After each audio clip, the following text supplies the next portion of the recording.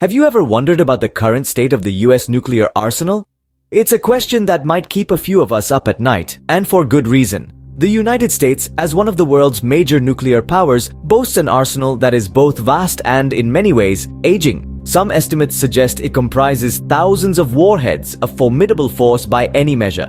Yet, like any technology, it's not immune to the passage of time. Many of these warheads and their delivery systems date back to the Cold War, a time when the world was a very different place. And it's not just about age. There's a growing chorus of voices, particularly among US lawmakers, that are raising concerns about the need to modernize this arsenal. In fact, there's a heated debate going on about whether the current administration is doing enough to keep these powerful weapons up to date in a rapidly evolving world. All this talk about modernization isn't just about shiny new warheads. It's about maintaining a credible deterrent, about ensuring national security in an increasingly uncertain world. This leads us to the question, is the US nuclear arsenal indeed in need of modernization? Recently, a group of US senators penned an op-ed calling for accountability for the administration's perceived failures. The piece, a scathing critique of the current administration, was a call to arms, a clarion call for modernization of America's nuclear forces. The Senators, a bipartisan group known for their strong stances on national defense, didn't pull any punches. Their words were a stark reminder of the importance they place on the readiness and modernization of America's nuclear forces. Their concerns are not unfounded. The world is a volatile place, and the need for a strong, modern defense is paramount. In their op-ed, they laid out their case, arguing that the administration's failure to modernize the US nuclear arsenal has left our country vulnerable. They stressed the need for a robust nuclear force, not as a tool for aggression, but as a deterrent, a symbol of strength that sends an unequivocal message to the world. The United States will not be bullied. But it wasn't just about military might. The senators also emphasized the need to restore US industrial health. They argued that a strong defense industry is key to a prosperous economy. It creates jobs, spurs innovation, and ensures that America has the infrastructure it needs to maintain its nuclear forces. They also highlighted the importance of workforce development.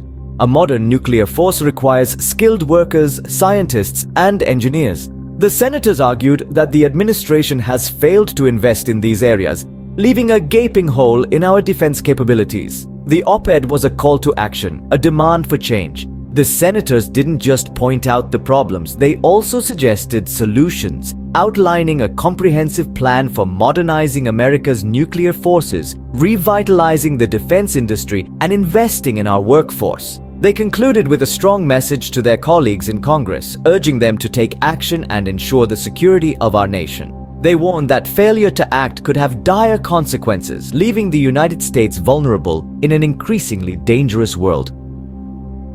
So, what does this mean for the future of the US nuclear arsenal? The answer to that question lies in the hands of our lawmakers. Their decisions today will shape the direction of our nation's defense for years to come. The op-ed has sparked a heated debate about the future of the US nuclear arsenal.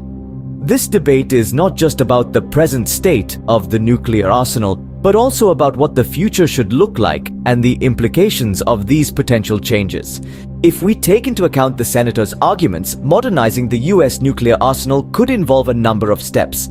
This might mean upgrading the technology used in the weapons themselves, or it could mean revamping the infrastructure that supports these weapons, from manufacturing facilities to delivery systems. This process of modernization could potentially ensure that the US maintains its position on the global stage, providing a robust deterrent against potential threats.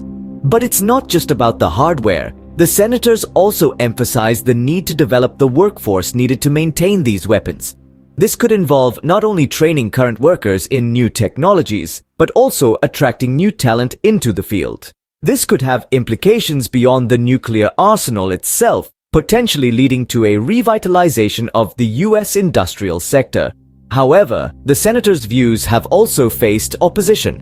Critics argue that modernizing the nuclear arsenal could lead to a new arms race, escalating tensions with other nuclear powers. There's also the question of cost. Modernizing the nuclear arsenal could require a significant investment, and some question whether these funds could be better spent elsewhere. Moreover, There's the ethical question of whether the focus should be on maintaining and enhancing these weapons of mass destruction, or whether efforts should be directed towards disarmament and non-proliferation. These opposing views highlight the complexity of the issue and the challenges facing decision makers.